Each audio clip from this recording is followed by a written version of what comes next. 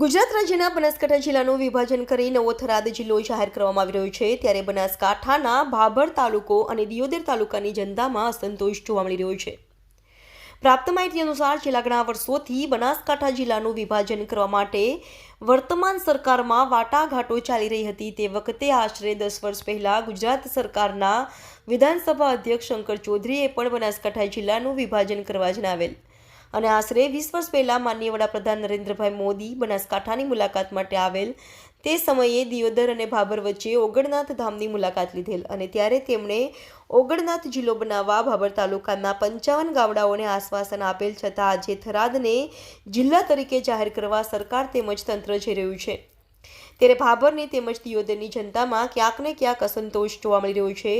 ભાભરની જનતાને થરાદ જિલ્લો બને તો રાજસ્થાન બોર્ડર સુધી પોતાના બાળકોના અભ્યાસ તેમજ સામાજિક વ્યવહારોમાં તથા આર્થિક વ્યવસ્થામાં ખોરવાય તેવી ભીતિ સેવાઈ રહી છે, તેથી સ્થાનિકોમાં ચિંતાનો વિષય જોવા મળી રહ્યો છે। આ બાબતે પડતી મુશ્કેલીઓ તેમજ થઈ રહેલ નુકસાન વિશે અમારા દિવ્ય ટુડે ન્યૂઝ 24ના મેનેજિંગ ટ્રસ્ટ તંત્રીને રૂબરૂ ઇન્ટરવ્યૂ આપી ભાભર શહેર અને તાલુકા સમિતિના સદસ્ય હુકમસિંહ દ્વારા જણાવવામાં આવેલ અને તેમને વર્તમાન સરકાર પર આક્ષેપ કરતા જણાવેલ કે થરાદ જિલ્લો બનાવવાથી માત્ર ને માત્ર અદાણી ગ્રુપની હજારો એકર જમીનોનો લાભ અપાવવા તેમજ સરકારના અંગત લોકોને રાજકીય લાભ આપવા માટે થરાદને જિલ્લો બનાવવા સરકાર જઈ રહી છે। આ બાબતે બનાસકાંઠાની ભોળી જનતાને વિશ્વાસમાં લેવામાં આવી નથી કે વિસ્તારના ધારાસભ્યો તેમજ તાલુકા સદસ્યો કે સામાજિક સંસ્થાઓને પૂછવામાં પણ આવેલ નથી, જેથી આવતીકાલે તારીખ 30/1/2024ને ગુરુવારના રોજ દિયોદર 3 રસ્તા રામ સર્કલ ભાભરથી મોટી સંખ્યામાં રેલી સ્વરૂપે મામલતદાર કચેરી ભાભરને આવેદનપત્ર આપી થરાદની જગ્યાએ ઓગણનાથ જિલ્લો બનાવવા માંગ કરવામાં આવશે તેવી માહિતી આપવામાં આવી છે અને ઓગણનાથ જિલ્લો ના બનાવો તો બનાસકાંઠા જિલ્લો જેમ છે તેમજ રહેવા દેવા રજૂઆત અમારા ડીટી ન્યૂઝ લાઈવ 24ના મેનેજિંગ તંત્રીને આપવામાં આવેલ છે। કેમેરામેન સિદ્ધરાજસિંહ રાઠોડ સાથે Mahesh Sonara, DT news live 24 Banaskantha. ભાભરમાં જે આવતીકાલે રેલીનો પ્રોગ્રામ છે, જે ભારતીય જનતા પાર્ટી તરફથી વિભાજન કરવામાં આવેલ છે, જે થરાદ જિલ્લો નવો બનાવવામાં આવેલ છે, તેના અનુસંધાને આપ કઈ કહેવા માંગશો?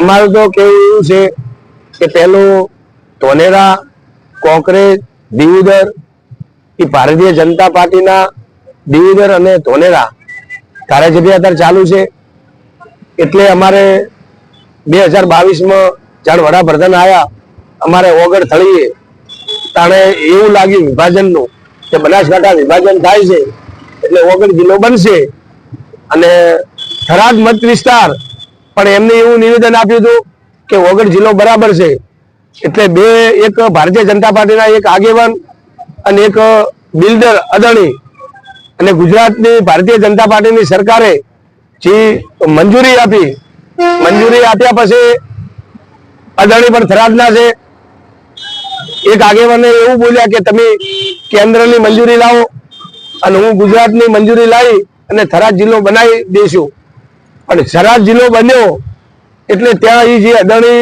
થરાદના છે એમનું 1000 કરોડની ત્યાં જમીન છે અને બનાસકાંઠાની અંદર ભારતીય જનતા પાર્ટીના જે આગેવાન કીર્તિસિંહ વાઘેલા બનાસકાંઠાના જિલ્લાના ભારતીય જનતા પાર્ટીના અત્યારે પ્રમુખ ચાલુ છે, એમને વિશ્વાસમાં લેવામાં નથી આવ્યા।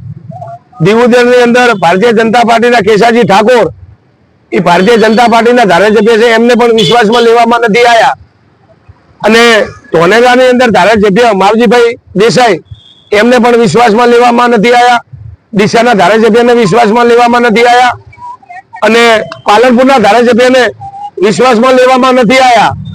એની પછી વાવના ભારતીય જનતા પાર્ટીના ધારાસભ્ય સ્વરૂપજી ઠાકોર અત્યારે ભાભર શહેર અને ભાભર તાલુકો એમ કહે છે કે સ્વરૂપજી કેમ કઠપુતળી બની ગયા છે, તો એમને ખૂબલે મત આપ્યા છે ભાભર શહેર અને ભાભર તાલુકે, તો ભારતીય જનતા પાર્ટીના એક ઈશારે એ અત્યારે એમને મારું ભાઈ આમંત્રણ છે 30 તારીખે એમને સ્વરૂપજી ઠાકોરને અને જ્ઞાનીબેનને બંનેને રેલીમાં જોડાઈ જવું જોઈએ। અમે ભાજપ અને કોંગ્રેસ નથી, અમે ભાભર શહેર સમિતિ છે અને તાલુકો સમિતિ છે, એવું મારું ભાઈ આમંત્રણ છે જ્ઞાનીબેન ઠાકોરને અને સ્વરૂપજીને અને ભારતીય જનતા પાર્ટીના ભાભર શહેર અને ભાભર તાલુકાના અને કોંગ્રેસ આગેવાનને જોડે જવું જોઈએ કે આપણે વગર એવી આપણી માંગ છે. થરાદ અમને 45 કિલોમીટર થાય છે અને દીવદર અમને 20 કિલોમીટર થાય છે. અમને વગર જિલ્લો આપો એવી ભારતીય જનતા પાર્ટીને અને આપણે મુખ્યમંત્રીને અને વડાપ્રધાને અમારી માંગણી છે. હવે આ જે વિભાજન થઈ રહ્યું છે, જે થરાદ જિલ્લો થાય તો આમ પ્રજાની ઉપર એની શું અસર થશે? અસર એટલે મારે તમે અમને પાલનપુર અમારું 100 કિલોમીટર છે, પણ પાલનપુર ની અંદર અમે અમારા કોઈ સગાવાલા કોઈ અમારા છોકરા કોઈ કોલેજ કરતા હોય તો પાલનપુર થી અમને મહેસાણા અમારું નજીક પડે છે, અમારું રાજધાની ગાંધીનગર નજીક પડે છે, અમદાવાદ નજીક પડે છે.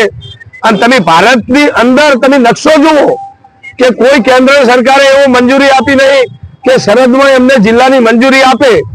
એટલે અમારે જે એક અમારે આધાર કાર્ડ બદલવું હોય તો અમને ફોફા થઈ જાય છે, તો હજારો ડોક્યુમેન્ટ બદલવા પડશે. એના કરતે અમને એક ભારતીય જનતા પાર્ટીના આગેવાનના કારણે બકરાની છોડવા ઘાયડીને થરાદની અંદર અમને ના લઈ જાશો, એના કરતે અમને ગોળી છોડો કો તો અમને પાકિસ્તાન મેકી દો, પણ અમારે થરાદ જવું નહીં, અમને વગર જિલ્લો આપો. બીજું આપ કહેવા માંગો છો કે અહીંયા થરાદના અદાણી ના માલિક એ થરાદના એટલે ક્યાંક ને ક્યાંક રાજકીય લાભ અદાણીને આ જિલ્લો બનવાથી મળી શકે. લાભ એટલે મેં તમને અધિયાલી ભાભર રહેવાસી.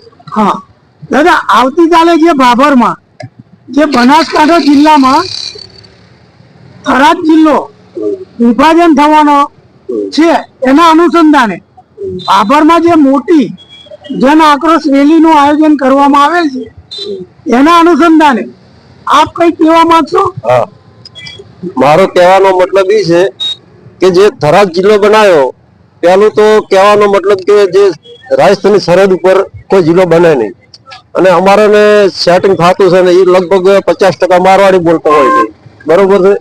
અને બીજું કે જેની અંદર 8 તાલુકા લીધા તો 8 તાલુકાની પ્રજાને એમનો અધિકાર છે પૂછવાનો કે તમને અમે આ જિલ્લો થરાદ બનાવો, તમને મંજૂર છે કે નથી મંજૂર, બરોબર. એવી તો માહિતી દરેકને લેવી જોઈએ. અને જેટલા જે આ તાલુકા છે 8 તાલુકા જે તમામે જે વિરોધ છે એ અમારે કાલે રેલીમાં બધા જોડાવાના જ છે.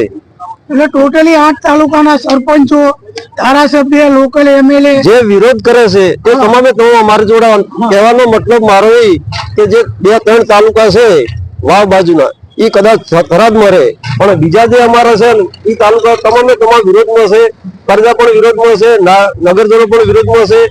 તો આ જિલ્લો બનાવ્યો અમને કહતો બનાસકાંઠામાં જ રાખે તો પણ મંજૂર છે, કદાચ વગર જિલ્લો બનાવે એમાં પણ અમે મંજૂરી છે.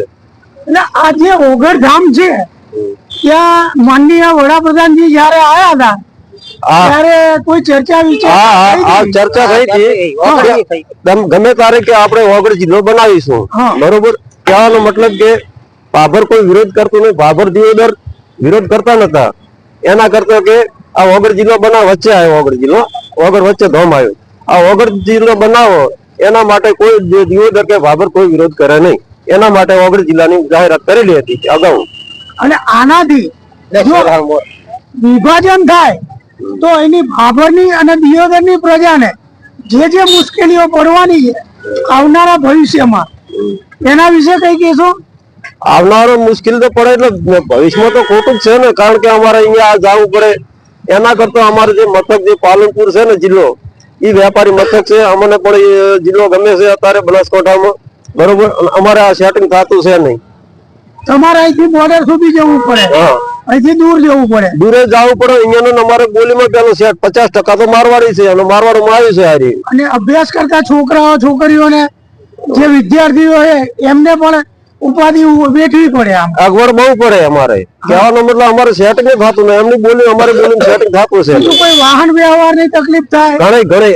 દાખલા તરીકે એક મારી વાત બોલો તમે, અત્યારે આપણે બે અહીંથી હું પાલનપુર જાઉં, તમે થરાદ જો, હું પાલનપુર પહોંચું તો તમે થરાદ ન પહોંચો, એવું છે હાલ. એટલે રોડ રસ્તાઓનો વિકાસ સાધન નથી. હોજે તમે અહીંયાથી થરાદ થી આવો હોજે 5 વાગે તો તમે હોજે ભાભર આવી જ નાખો 5 વાગે, કારણ કે કોઈ સાધન જ નથી. તો અભ્યાસ કરતા વિદ્યાર્થીઓને ભારે નુકસાન. ભારે નુકસાન. હા, કોઈ વિદ્યાર્થી ભણવા જ ના જાય કે એવું બીજું અહીંયા રોજી રોટી માટે પણ વલખા મારવા પડે એ લોકોને. હા, અમારે ભાઈ સારું જ છે. અમારે બનાસકાંઠામાં રાખો તો સારું છે. બાકી જે ઓગળ જિલ્લો બનાવે એમાં પણ અમારી સહમતિ છે. તો બધા કોંગ્રેસ અમારા ભેગું છે, બધા તાલુકા અમારા ભેગા જ છે. તો આવતીકાલે જે જંગી રેલીનું આયોજન કર્યું છે એ આયોજન ક્યાંથી અને કેટલા વાગે શરૂ થશે? આયોજન કાલે અમારે દિયોદર સર્કલ, રામ સર્કલ બોલે, દિયોદર સર્કલ બોલે, કાલે 10 વાગે મહારેલી છે. મહારેલું આયોજન કરેલ છે અને અહીંયાથી મોરદાર ઓફિસ જવાનું છે. મોટી રેલી નું આયોજન છે. મામલતદાર કચેરી એટલે અહીંયા આયોજન પત્ર આપવાનું છે. થરાદમાં જવાનું છે? નહીં હોય બાબર, બાબરમાં જ મામલતદાર કચેરીમાં જવાનું. હા, બીજું કહેવાનું એવું છે કે જે કાલની રેલી છે એના અનુસંધાને સરકારમાં આપની માંગણી? સરકારમાં માગણી અમારી એવી છે કે અમને જિલ્લો ઓગળવાનો, નહીં તો અહીંયા બાબરના જ છો? હા, બાબરના જે વિધાનસભા અધ્યક્ષ, બે વિચાર ભૂતપૂર્વ વિધાનસભા અધ્યક્ષ શંકરભાઈ ચૌધરી, શંકરભાઈ ચૌધરી, હા, એમણે જે વિધાનસભામાં નિવેદન કરેલ કે બાબર કે ઓગણનાથ જિલ્લો બને તો બાબરની પ્રજાને વિકાસના પંથે લઈ શકાય. વિકાસને પંજે લઈ શકાય. હા, તો એના વિશે આપ શું કહેવા માંગશો? ઓગળ બનાવે કે પાલનપુર બનાવે, પાલનપુર તો છે ને, તો બનાસકાંઠામાં બનાવે. પણ એ શંકરભાઈ ચૌધરીએ કીધેલ છે 10 વર્ષ મોર કે ઓગળ જિલ્લો બનાવવાનો. બનાસકાંઠા ને ચારીપુર વસમાં ઓગળ આવે છે અને આ છેલ્લી અણી છે, થરાદની છેલ્લી અણી છે, એ કોઈ સાધન આવતું નથી, જાતું નથી. એટલે બોર્ડર નું ગામડું છે થરાદ. હા, બોર્ડર નું ગામડું છે અને કોઈ બાબરમાં બને, ઓગળ બને તો વિકાસ મોટો થાય.